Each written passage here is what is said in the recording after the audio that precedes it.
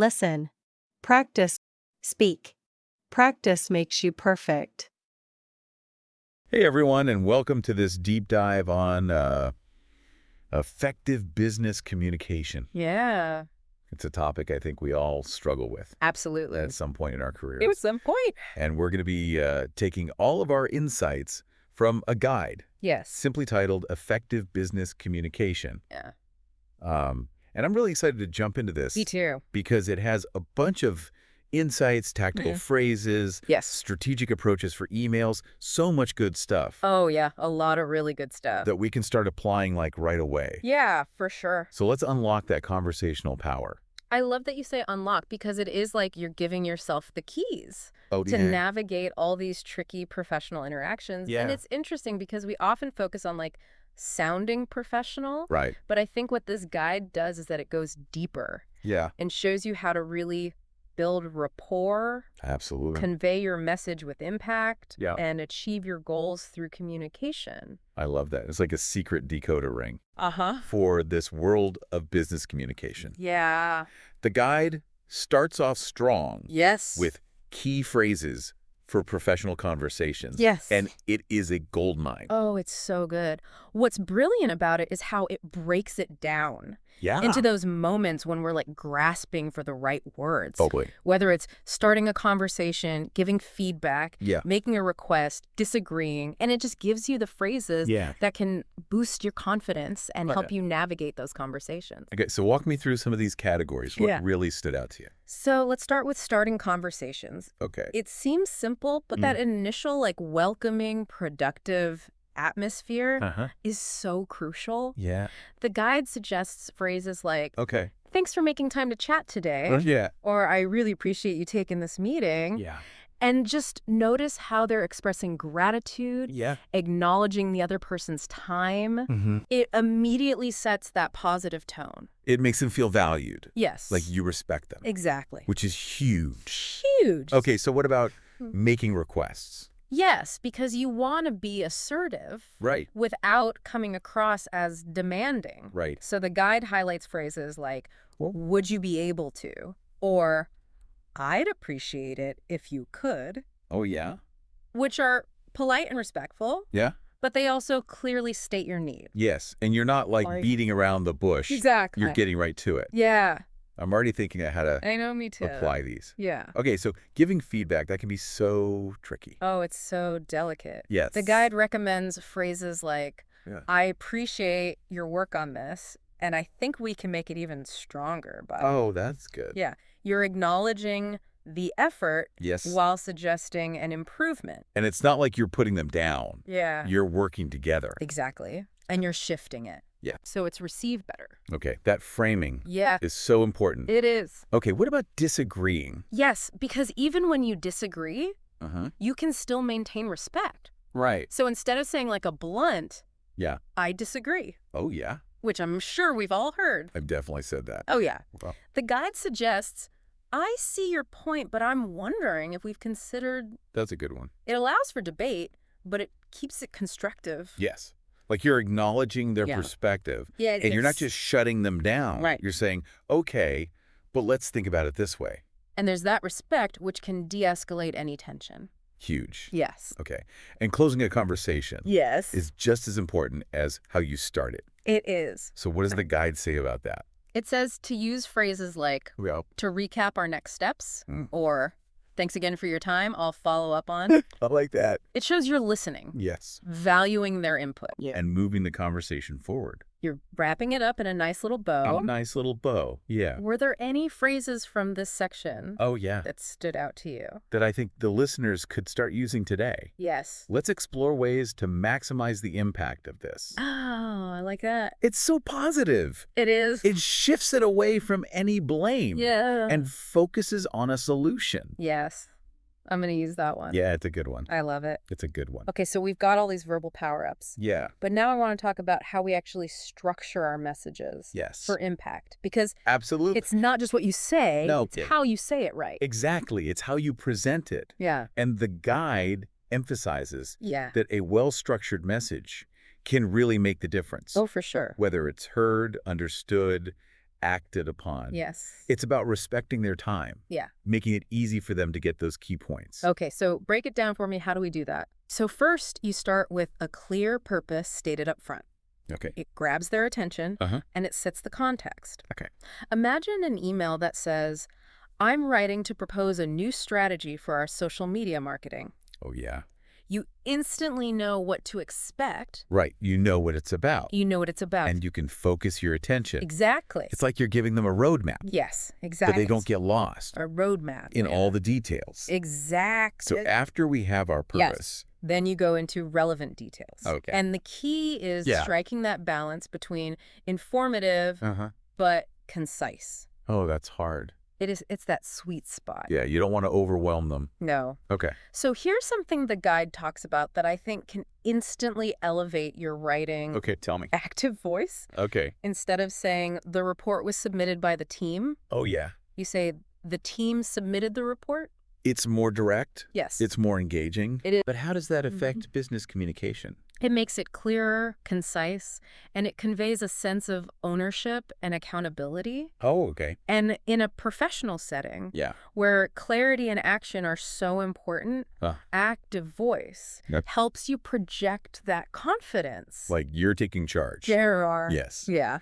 Okay, so the guide also talks about formatting. Yes. Like bullet points and headings. Yes. And these might seem minor, but they play a huge role in improving readability. For sure. I know if I get a long email and it's a wall of text, I'm like, yeah, no one wants to read that. I'm not reading all that. Okay. So bullet points, break it up into chunks that are easy to digest, scan, remember. Oh, yeah. And then headings act as signposts guiding them through it. I love that analogy. Signposts to guide them through the information. Because it's all about understanding how we process information. Yes. And presenting it in a way that makes it easy to absorb. It's almost like a visual hierarchy. It is. To make it more accessible. Yeah. Okay. And lastly, a strong ending. Yes, a strong ending. Yeah. Whether it's a call to action or a concise summary, it's your last chance to make a lasting impression. So instead of just ending an email abruptly, you could say something like, let's schedule a quick call next week to discuss next steps. Perfect. Yes. Because it provides that next step, reinforces the purpose, and keeps the conversation moving forward. I am feeling empowered. Good. To structure my messages. Yes. But let's be honest. Yeah. Sometimes the trickiest communication challenge is email. Email is such an integral part of our lives. It is. But even small details can impact your image and your effectiveness. Okay, so where do we start? Well, the guide dives deep into email etiquette, starting with the subject line. Yeah. That's the first impression. It is. That's what makes you want to open the email. It is. So it emphasizes being specific and intriguing. Okay. So instead of project update, try marketing proposal. Key decisions needed. Well, that's good. It tells them exactly what it is and why they should care. It's compelling. It is. Okay, so what about greetings? Yes. Is there a right or wrong way to address someone? I think it suggests erring on the side of formality, especially when you're communicating with someone new or it's a professional situation. Okay. A simple dear name is always appropriate. So no casual, hey. Okay, good to know. Yeah. So when it comes to the body of the email, the guide reiterates the importance of clarity, conciseness, and structure. No walls of text. No walls of text. Okay. Break it up, use those bullet points, and remember active voice. Oh, yeah. It's especially important in emails. To sound direct and proactive. Exactly. Okay, what about closing an email? Well, it suggests using a professional closing. Okay. Like sincerely or best regards. Followed by your full name, your title, contact information. Like your email signature? Like your email signature. It's like a digital business card. It is. Oh. And speaking of email faux pas, the guide highlights common mistakes. Like what? Forgetting attachments, hitting reply all, unnecessarily sending emails without proofreading. Oh, yeah. We've all done that. Oh, yeah. But here's one that I thought was insightful. Okay. Using too many exclamation points. Oh, yeah. I've been guilty of that. Yeah, it can make you seem unprofessional. Oh, yeah, for sure. Or even desperate. You don't want to sound desperate. Okay. So it's about using punctuation strategically to convey that tone and professionalism. Okay. So how can someone take these email etiquette tips and apply them? It's about recognizing that email is often that first impression you make. Oh, yeah. And by mastering these seemingly small details, you can make sure your emails are read and taken seriously. Yeah. It builds your credibility. Yes. One email at a time. Wow, email etiquette is a whole world in itself. It is. It's amazing how those little details Yeah. can have such a big impact. Yeah, they really can. But at the end of the day, it's not about following the rules. Right. It's about achieving our communication goals. Exactly, and building stronger relationships. Right. And I think the guide does a great job of highlighting that strategic value of communication. Right. It's about achieving your desired outcome. Yeah. Whether you're leading a team, negotiating a deal, or just trying to get your point across, Right. these principles can really help you succeed. So how can the listener take all this information and really make it work for them? I think the key takeaway Yeah. is that every communication interaction is an opportunity I like that. to connect with someone, to build understanding, to persuade, to inspire. And by approaching each interaction with that intention Yes. and using the techniques we've talked about, you can dramatically increase your chances of success. It's not just about sending an email You're or right. making a request. It's bigger than that. Yeah, you're trying to build a relationship Exactly. and achieve your goals. Yeah. Okay, so it's about communication as a tool. Yes, I love that. it is. And it's okay if we're not perfect. Of course not. We all make mistakes. Yeah. The key is being mindful, learning from those mistakes, Yeah. and continuously striving to improve. Yeah. The more you practice, Yeah. the more natural it will become. There you have it. A deep dive into effective business communication. Yes. We've uncovered powerful phrases, Yes. strategic structuring techniques, Yeah. and even email etiquette. It's a lot, It is. but it's all important. It is. Clear, respectful, and strategic communication Yes. is the foundation of success in any professional setting. Oh. So go out there and communicate with confidence. Yes. So we talked about all those key phrases. Yeah. Those are like verbal power-ups Yeah. to have better conversations. Yes. But the guide also shifts gears and talks about It does. how we actually structure the messages Yes. for impact, especially in a world where we are just bombarded with information. Constantly. It's not just about what you say. Right. It's how you present it. Exactly. You hit the nail on the head there. It's about respecting their time Yeah. and making it easy for them to grasp those points. Okay, so break it down. Okay. How does the guide tell us to structure our messages? So it all starts with a clear purpose stated right up front Okay. that grabs their attention and sets the context. Okay. So imagine opening an email that says, I'm writing to propose a new strategy for our social media marketing. Oh, yeah. You instantly know what to expect. I know what to expect. You can focus your attention. That's so helpful. It is. It's like giving them a roadmap Oh, I like that. so they don't get lost in the details. Yeah, like those long emails that are just like a block of text. No one wants to read that. You get lost. So after you establish the purpose, you then dive into those relevant details. Okay. But here's the key. Yeah. You have to find that balance between being informative and concise. Yeah. You got to give them the information. Right. But not overwhelm them. You don't want to overload them. Right. It's about that sweet spot. It is. It's a hard balance. It is. Okay, so we've got our purpose. Yes. We've got our detail. We've got details. What's next? Well, now we want to use active voice. Oh, yeah. We talked about that before. Yeah. So instead of saying the report was submitted by the team, you say the team submitted the report. It's so much more direct. It is. It's engaging. Yeah, but why is that so important in business communication? It makes your writing clearer, more concise, and it conveys a sense of ownership and accountability. Interesting. So in a professional setting where you need that clarity and action, active voice really projects that confidence. It makes you sound more confident? And like you're taking charge of the sentence. I like that. Yeah. Okay, and the guide also talks about formatting things like bullet points. Yes. And headings. Yeah. Those are important. Yeah, those are important. They seem small. They do. They seem minor. But they really affect how people read. They affect how we read, how we comprehend. Yeah, because when I get like a long email and it's a wall of text, I just don't want to read it. We've all been there. So bullet points really help. They help. They break up the information, make it easy to digest. Scan, remember? Yeah, and headings too. Headings too. They guide the reader. Yeah, they're like signposts. Signposts. Through the information, guiding them logically. Yeah, so it's all about understanding how our brains work. Exactly. And how to present information. And how to present it. In a way that makes sense. In a way that makes sense, yeah. Okay. And lastly, the guide talks about a strong ending.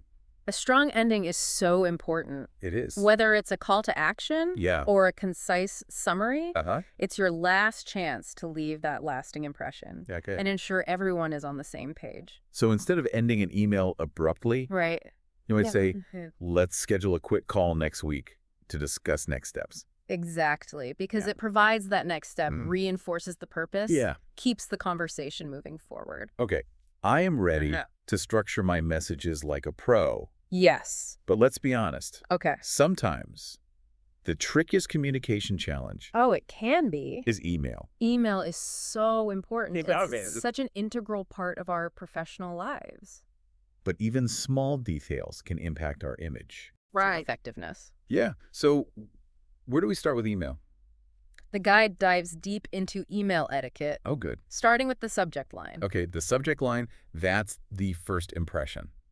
That's the first impression. It is. It's what makes you open the email. It's what makes you want to click on it, so it emphasizes being specific and intriguing. Okay. So instead of just saying project update, you could say marketing proposal, key decisions needed. Oh, that's so much better. It tells them what it's about. It does. And why they should care. And why they should open it. Yes. Okay, what about the greeting? Okay. How do you address someone? Well, the guide suggests erring on the side of formality, especially when you're communicating with someone for the first time. Oh, yeah, for sure. Or it's just a professional situation. Right. A simple dear name is always appropriate. Okay, so no casual hey? No hey. Okay, good to know. And then when it comes to the body of the email, the guide reiterates the importance of clarity, conciseness, structure. So no walls of text. No walls of text. Break it up.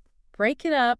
Use those bullet points and remember active voice. Oh, yeah. Especially important in emails. To sound direct and proactive. Exactly. Okay, so we've got our greeting. Yes. We've got our body. We've got the body. How do we close the email? The guide suggests using a professional closing. Okay. Like sincerely or best regards. Yeah. Followed by your full name, title, and contact information. Oh, that's your email signature. Your email signature. The digital business card. Exactly. It's like your digital business card. Okay, and speaking of email faux pas. Oh, yeah. We all make them. We do. The guide highlights those common mistakes. Like what? Forgetting attachments, hitting reply all. Oh, no. When you didn't mean to. When you shouldn't have. Sending emails without proofreading. Oh, we've all done that. I've all done that. But here's what I thought was really insightful. Using too many exclamation points. Oh, yeah. I am so guilty of that. It can make you seem a little unprofessional. It does. Yeah. Or even desperate. Yeah. So it's all about using that punctuation strategically to convey your tone, that professionalism. So how can someone take all these email etiquette tips and actually apply them? It's all about recognizing that email is often that first impression you make in a business setting. Yeah. And by mastering these small details, you can make sure your emails are read and taken seriously. You sound more credible. You do. It builds that credibility. Yeah. One email at a time. It really is fascinating how much it is. Those seemingly little details can really affect how we're perceived. But you know, at the end of the day, it's not just about the rules, is it? No, it's not about just following rules. It's about achieving our communication goals. Right. And building those relationships. Right. Exactly. And building stronger relationships. And I think this guy does a fantastic job of highlighting that strategic value of communication. Okay. It's about achieving a desired outcome. Whether you're leading a team, negotiating a deal, or just trying to get your point across. Yeah. These principles can help you succeed. So how can our listener take all of this information and apply it to their own lives? You know, I think the key takeaway from all of this is that every communication interaction is an opportunity. Ooh, I like that. It's an opportunity to connect with someone, to build understanding, to persuade, to inspire. And when you think about it that way, it really changes things. And by approaching each interaction with that intention and using the techniques we've discussed, you can dramatically increase your chances of success. It's not just about sending an email. Right. It's bigger than that. Or making a request. Yeah. It's about building a relationship. Exactly. Using it as a tool. Yeah, communication is a tool. Yes. I love that. To achieve your goals. And, it's okay. It is. If we're not perfect. Of course not. We all make mistakes. We all make mistakes. The key is to be mindful. Yeah. Learn from them. And continuously strive to improve. Yeah. The more you practice, the more you practice, the better you'll get. The more natural it will become. Exactly. Yeah. Well, this has been such a great deep dive. It has been. Into effective business communication. It has. We've uncovered so many powerful phrases. We have. Strategic structuring techniques. Yes. And even the nuances of email etiquette. Yeah. Who knew there were so many nuances? All right. But it's important. There's so much good stuff to take away. There is. And just remember. Yeah. Clear, respectful, and strategic communication. Yes. That's the foundation of success. In any professional setting. In any professional setting. So go out there, communicate with confidence. You got this. We believe in you. We do. All right, everybody, welcome back. Ready for another deep dive. Absolutely. Always ready to jump into something interesting. Awesome. So today we're looking at this guide all about business communication. Okay.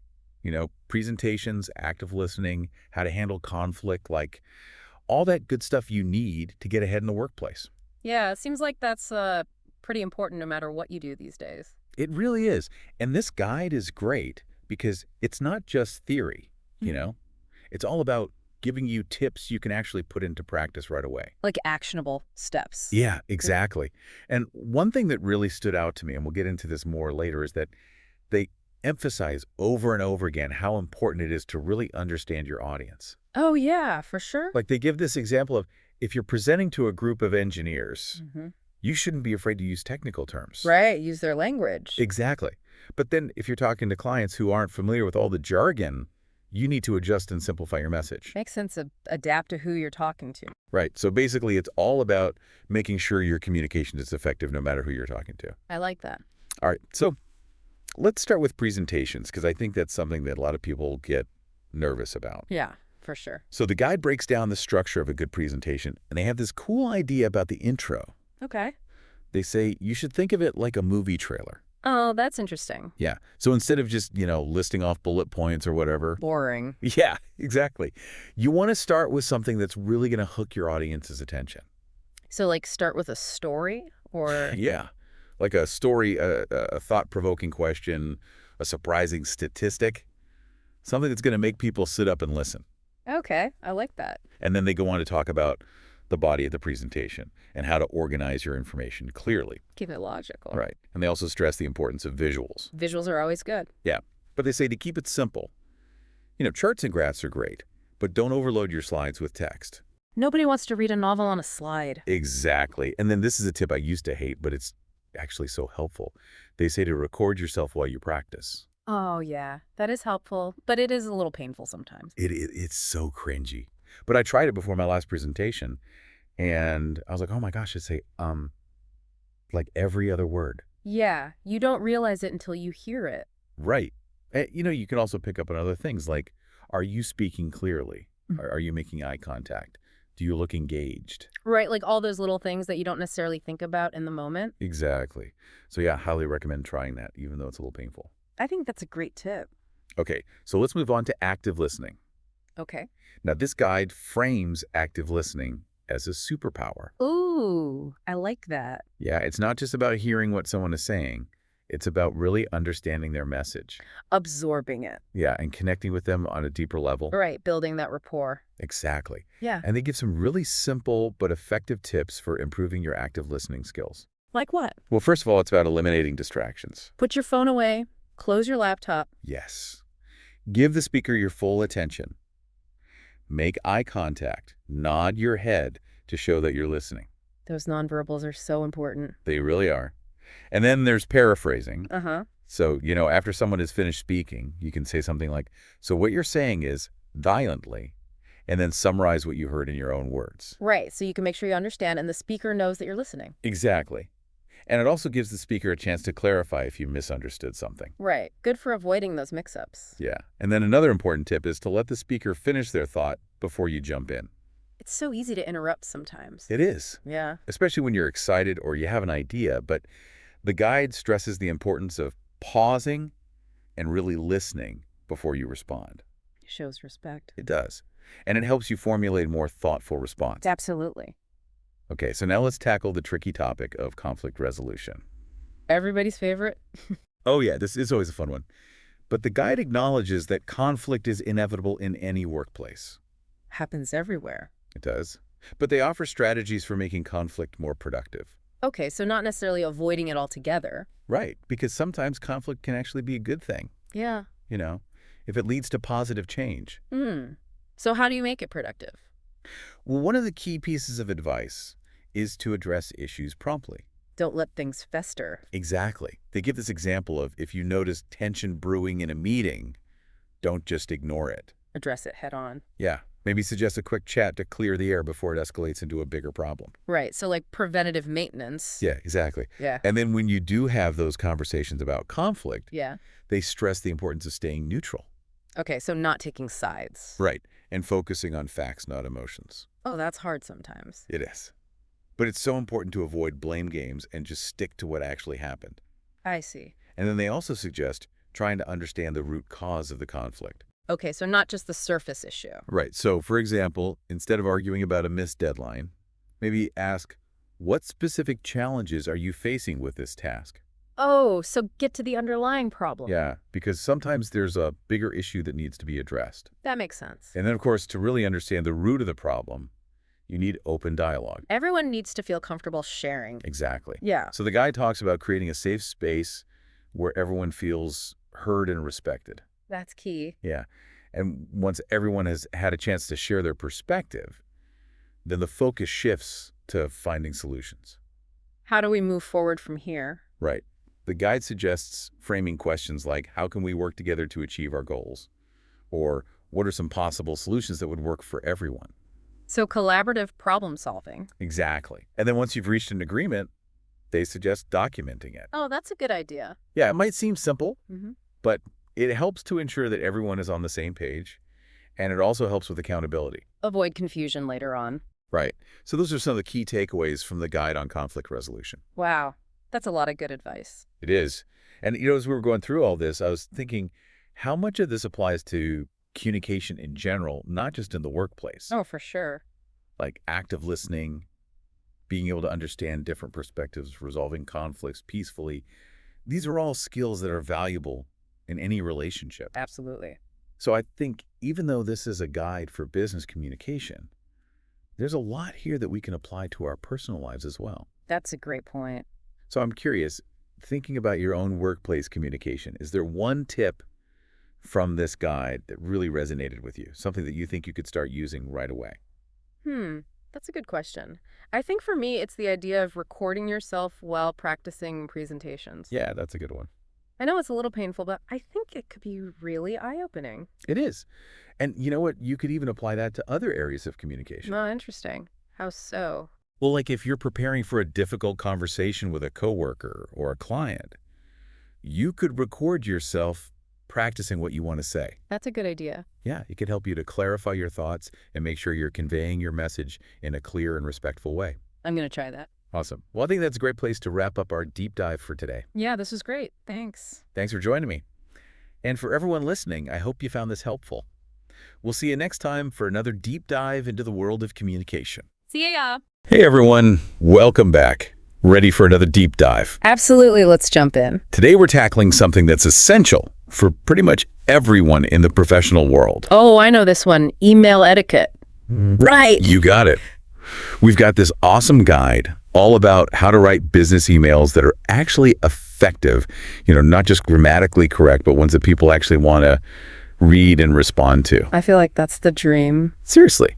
So much of our work life revolves around email. You're telling me my inbox is overflowing. Well, maybe this guide can help us both out. I'm all ears. All right, so the first thing that really jumps out from this guide is they talk a lot about how important the subject line is. Oh, definitely. It's the first thing anyone sees.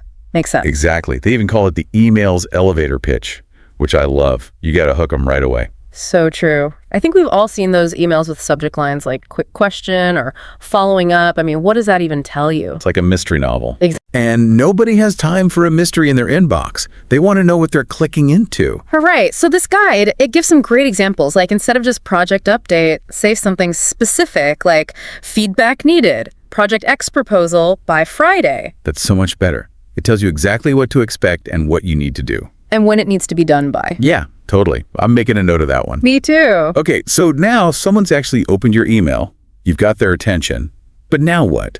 How do you make sure the rest of the email hits the mark? Well, I think tone is super important. Yeah, for sure. And that starts with the greeting. Oh, the greetings. I always get hung up on those. Same here. It's like, how formal do you need to be? This guide emphasizes that it really depends on your relationship with the recipient. Oh, that makes sense. Like I wouldn't email my boss the same way I'd email my teammate. Exactly. You know, Dear Mr. Smith might be appropriate for a client you've never met, but if you're emailing Sarah, who you work with every day, a simple, Hi, Sarah, is probably fine. Yeah, that's way less stuffy. And it's the same with the sign-off. Cheers might be fine for your team, but best regards is probably a safer bet for that new client. Right, it's all about reading the room, even if it's a digital room. Yeah. Okay, so you've got your subject line, you've nailed the greeting. Now what about the actual content of the email? This is where things can really go wrong. I've seen some emails that are like novels. Oh, tell me about it. Walls of text, no paragraphs. I'm already exhausted just thinking about it. Seriously. You open it up and it's like, nope. Exactly. And this guide, they're big on conciseness and clarity. And it's not just about making things shorter, right? Right. It's about respecting the reader's time and energy. So true. They call it cognitive load. Like how much mental effort does it take to actually understand your email? Okay, that's a really good point. The guide has this great example. Instead of saying, I hope this email finds you well, I wanted to reach out to see if we could maybe schedule a meeting sometime next week to discuss. Yeah, so much fluff. Get right to it. Yeah. I'm writing to confirm our meeting schedule for next week. Boom. Done. Exactly. Okay, I'm definitely keeping that in mind. Less is more. Definitely. All right, now let's talk about the elephant in the room. Uh-oh. What's that? Reply all. Oh, the dreaded reply all. We've all been there. It's like a collective cringe moment. I know.